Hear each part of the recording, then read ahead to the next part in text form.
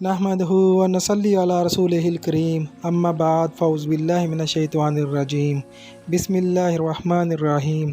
शुरू अल्लाह के नाम से जो बड़ा मेहरबान नहायत रहम करने वाला है।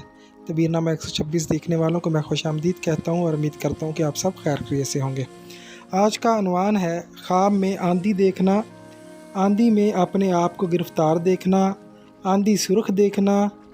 अगर कोई ऐसे ख्वाब आते हैं तो उनके हवाले से क्या तबीर हो सकती है, आज हम बात करेंगे।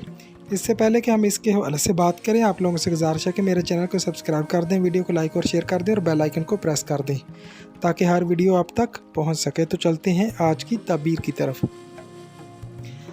ख्वाब में अगर कोई शख्स आंधी देखता है तो इसका मतलब है वबा फैले, लोग तकलीफ़ पाएँ, बायस परेशानी हो। इसी तरह किसी सख्त मुसीबत में गिरफ़्तार हो, रंज व बला में मुब्तला हो या कैद हो जाए जिससे तकलीफ़ उठाए, जंगो जदाल हो बायस रंज उठाए और फितना फसाद की तरफ जो इशारा है। ये इसकी तबीर थी। अपना ढेर सारा ख्याल रखिएगा। अल्लाह हाफ़िज़।